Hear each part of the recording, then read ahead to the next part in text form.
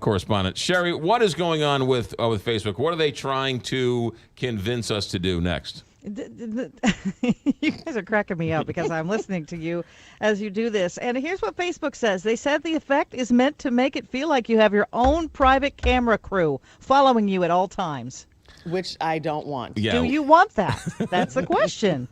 Do you want that? I mean, and they say it's because, it's needed because, video conferencing can be bad and it could be, shaky and things like that. And you want a camera crew following the kids around so that when they're FaceTiming with grandma, you can, it's not, the kids jump all over the couch and whatever, and they'll follow their every move. And I'm reading this and I'm thinking, I don't know if a lot of parents are going to be all over that. And so what, they want us to buy a unit with a camera on it? It's a unit. You can buy one of two different kinds. It's a $200 unit, which just would sit on your tabletop, and then you can buy a $350 unit that shifts from, portrait mode down to landscape mode in case you want people to see the whole room or something like that. Both of them will track you. You have to give it directions.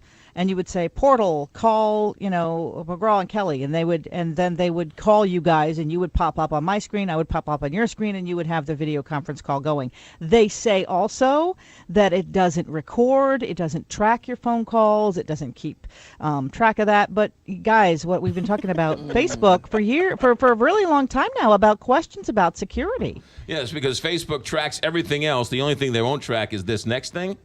That's what they say. They say that it is not meant to do that, but they were going to unveil it back in March, but because of Cambridge Analytica and the third-party app thing and other questions, serious questions about security, they didn't. They held it until now, and they're unveiling it on the same day that Google has dropped Google Plus because they've known that there was a way to get in there.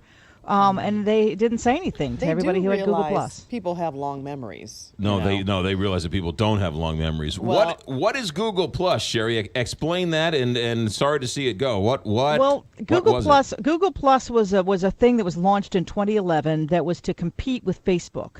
And the idea was that you would go on Google Plus and you would do pictures and things with your friends like that. Like today when we had this story, I said, is anybody even on Google Plus anymore?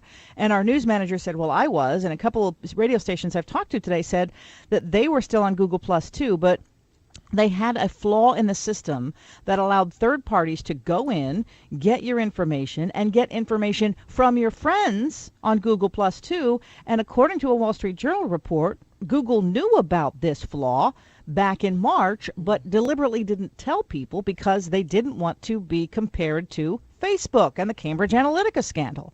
So that's what has people angry today about this, that Google knew about this, disclosed it, and didn't say anything. The CEO of Google says he will appear on Capitol Hill to talk about all this coming up in the next couple of weeks. But every time we have one of these stories about what's being tracked about you online, how much they're following you, and everything like that, people say, I'm angry, and then they just go right back on it. Well, and the other thing, too, was we don't track. Oh, wait a minute. We're tracking you? We didn't know that. Oh, my goodness. Mm-hmm. What? We're tracking you?